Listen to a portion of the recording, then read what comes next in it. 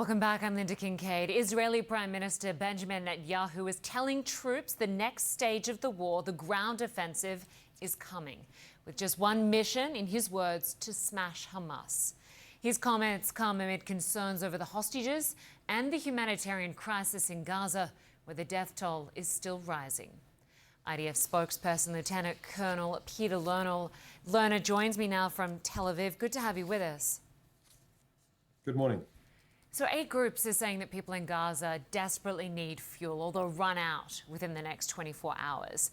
The IDF has released an image on social media claiming that Hamas has more than 500,000 litres of fuel. How do you know that there is fuel there in Gaza? And if it belongs to Hamas, why not strike it? So obviously the people of Gaza are not the enemy of Israel. Our enemy is Hamas, who is holding 222 Israelis hostages, but also holding 2 million Palestinians hostage. If the aid organizations are so concerned with helping the people of Gaza, instead of demanding Israel facilitate the people, it should demand from Hamas. Hamas need to stand up to their responsibility and give, if they want the hospitals to continue to operate, if they want water, clean water to be pumped through the system, they should distribute the fuel that they have to the people they say that they protect. This is the reality on the ground. In demanding Israel give its enemies fuel that will be ultimately used to keep their tunnel system operating or to keep their weapons firing at us, that would be immoral to our own people. So I would say, first of all, use the fuel that already exists in different reservoirs throughout the Gaza Strip that Hamas is stockpiling. That is the fuel. Hamas, even a few days ago, took fuel from the United Nations, from UNRWA, and commandeered it for their own needs. That is the fuel that needs to go to the hospitals. That is the fuel that needs to keep the pumps for the water system to operate. That is their responsibility. Lieutenant Colonel, I just want to go back to that image that the IDF posted on social media. Do you have evidence that Hamas has fuel in those tanks? And if not, why don't you take it out? So again, we're not targeting the people of Gaza. That fuel needs to go to the people of Gaza. We will not supply the fuel. That has been a very clear message from our government. And you're certain those tanks are full? Need to be part of the solution of ridding us and ridding the people of Gaza from this brutal, merciless terrorist organization that has no regard for any life, Israeli or Palestinian. Regarding the evidence, of course, before this all happened 19 days ago, before Hamas came into our towns in the south of Israel and beheaded babies and butchered people and raped women, the fuel was flowing through Israel's crossings into Gaza. So we know what Hamas have because it came through us. This is the absurd situation. There is fuel in Gaza.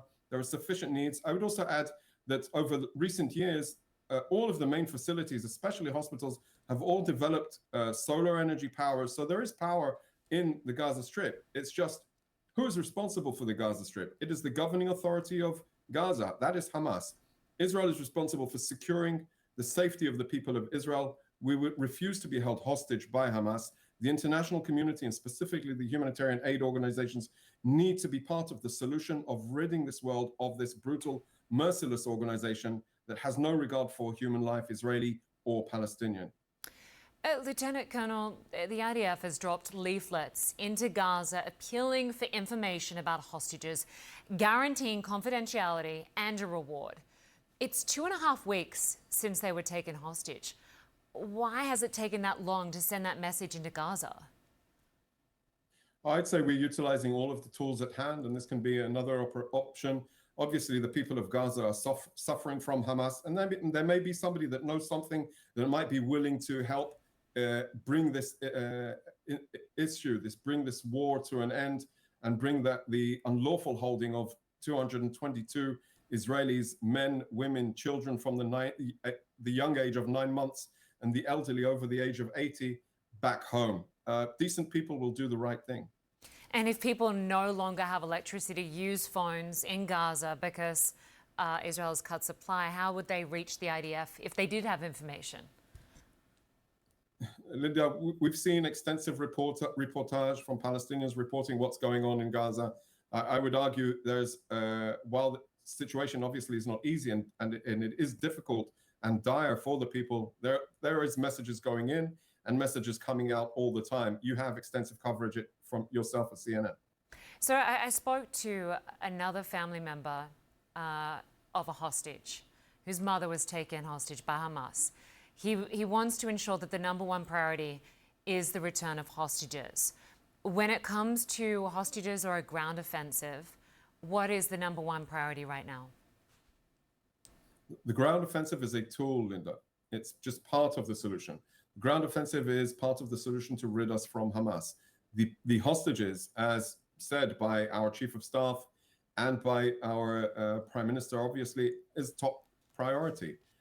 Indeed, they work in tandem, they work side by side, and they are part of the solution to this crisis. This is not a war we asked for. It is a brutal offense against our sovereign borders. It is an offense against our people. It is an offense against all decent people in the world. And so it needs to end with a very, very clear message. The people need to be released. They need to be released now. International Committee of the Red Cross need to have access to assess the situation and the well-being of the hostages that are being held against their will. The unfathomable crimes that Hamas has committed need to be held accountable for them. And we intend in changing the paradigm once and for all. What we're asking from the world is to support this effort to change the paradigm, to free Israel from this looming threat, from the never-ending sword of death that Hamas wields above our heads, but also free the people of Gaza from this terrible organization that has failed them miserably as a governing authority, as an organization, as a terrorist entity that has no regard for anybody's life. Lieutenant Colonel, we've spoken recently about the concerns that this could become a wider regional conflict. We've already saw the exchange of fire between Hezbollah in Lebanon and Israeli forces. And now we are seeing a similar exchange between Israel and Syria, targets in Syria. What can you tell us about that? We are concerned that this could go a lot broader. The situation on the ground is very concerning. We have reinforced our military positions on both the border with Lebanon and, of course, on the border with Syria. Hezbollah in itself has launched extensive attacks against our people, our civilians, our military operating near the border, so much so we've had to evacuate over 30 communities from the border with Lebanon and the town of Kiryat Shmona, a small town of some 25,000 people. So we are taking the necessary steps in order to evacuate our people from harm's way. We are very clear. If you attack us, we will respond, and we will respond with force. Lebanon needs to understand, for instance, that these attacks happening from Lebanese territory are jeopardizing Lebanese security. So they need to get Hezbollah under control and make sure and stop them from attacking us. And to all of those terrorist organizations that think that this might be a good time to challenge Israel, look very carefully how we are dismantling, destroying Hamas, and pursuing their leaders. Really think very well if you want to cross that threshold. We will not be patient towards any aggression against Israel.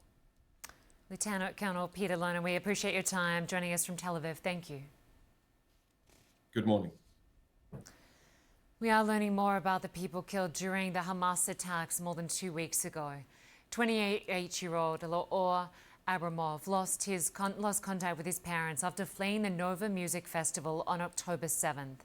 Now his mother, Mikel Haliv, has received confirmation of his death. CNN's Erin Burnett spoke with her about how she's dealing with the grief of losing her only child.